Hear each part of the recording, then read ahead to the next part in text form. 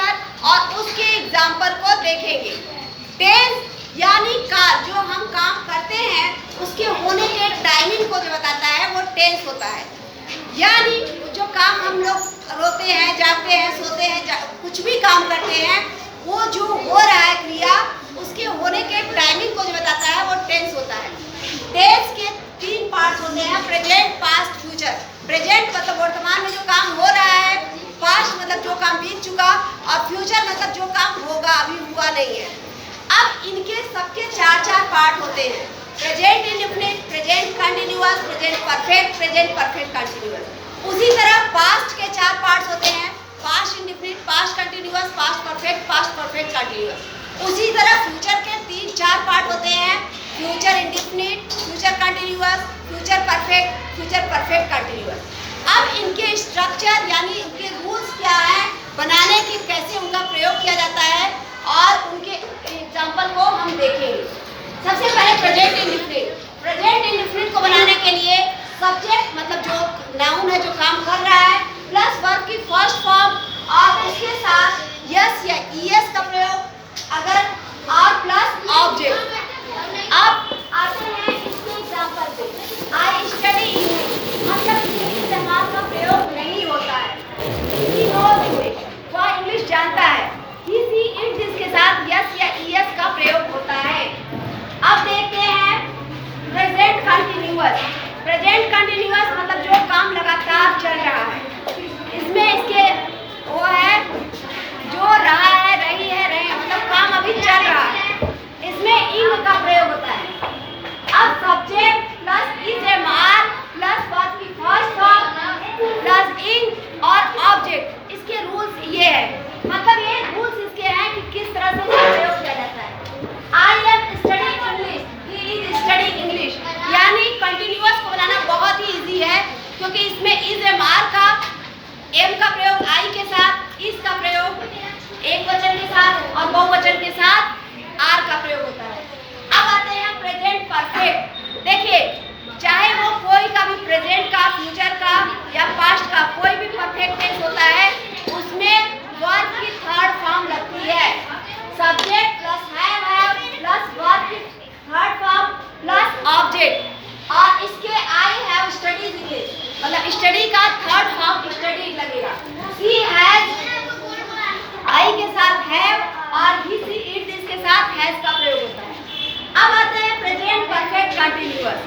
अब इसमें subject plus have plus been का प्रयोग होता है, बी प्लस वर्ब की first form plus ing plus object. I have been studying English since morning, मतलब मैं सुबह से ही पढ़ रहा हूँ, मतलब टाइमिंग जो है वो लगातार जो काम अभी सुबह से हो रहा है, अभी तक हो रहा है, उसमें जो है वो परफेक्ट कंटिन्यूअस होता है, मतलब सुबह से जो काम चालू हुआ वो अभी तक लगातार चल रहा है, तो इसमें टाइमिंग का भी दिया रहता है।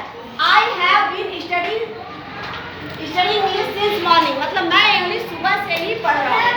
अब इसमें पास्ट इंडेफिनिट मतलब, अब आते हैं पास्ट पे। पास्ट में हमेशा वर्ब की सेकंड फॉर्म का प्रयोग होता है, सब्जेक्ट प्लस वर्ब की second form plus object. I went to school, जैसे गो का सेकंड फॉर्म वेंट होता है, इसलिए इसमें वेंट लगेगा। अब आते हैं पास्ट कंटिन्यूअस। इसमें कंटिन्यूअस में जैसे इसमें कंटिन्यूअस में प्रेजेंट में इज़ेमार का प्रयोग होता है, उसी तरह पास्ट में वाज वेयर का प्रयोग होता है प्लस वर्ब की first form plus ing plus object. He was going to school, she is going to school, past continuous हो गया। अब आते हैं पास्ट परफेक्ट पे। Subject plus had plus verb की थर्ड फॉर्म, इसमें हैड का ही प्रयोग होता है, प्लस वर्ब की third form plus object. Meena had gone to school, मतलब वह जा चुकी है।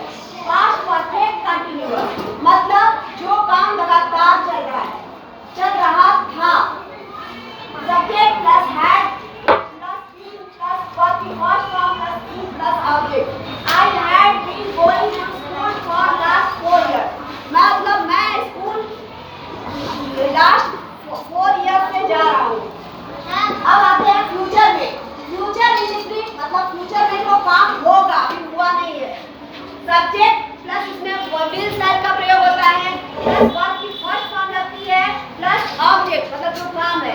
The train will arrive at 2 PM, train जो है 2 बजे पहुंचेगी। अब future continuous, subject plus will shall plus be का प्रयोग होता है, वर्ब की फर्स्ट फॉर्म लगता है ing plus object. My father will be waiting at the station, मतलब मेरे पापा स्टेशन पर इंतजार कर रहे होंगे। Future perfect, subject plus will shall plus have plus verb की थर्ड फॉर्म। हमने बताया कि चाहे वो प्रेजेंट हो या पास्ट हो या फ्यूचर हो, तीनों का परफेक्ट टेंस में वर्ब की थर्ड फॉर्म का ही प्रयोग होता है। She will have done, done मतलब थर्ड फॉर्म, do का do did done, done third form है adverb। Future perfect continuous, subject plus will shall plus have plus been plus verb की first form plus ing plus object. Tomorrow I will have been working with, मतलब कुल मिला करके ये 12 tense होते हैं, यानी 3 टेंस और उनके 4-4 पार्ट। और इन 12 का स्ट्रक्चर ये है, यानी रूल्स ये है और उसके एग्जांपल्स ये हैं। यानी अगर हम रूल्स को याद कर ले कि कौन से टेंस में क्या प्रयोग होता है, वर्ब की फर्स्ट फॉर्म लगता है, सेकंड फॉर्म, थर्ड फॉर्म, तो फिर हमें टेंस बहुत ही इजी हो जाएगा।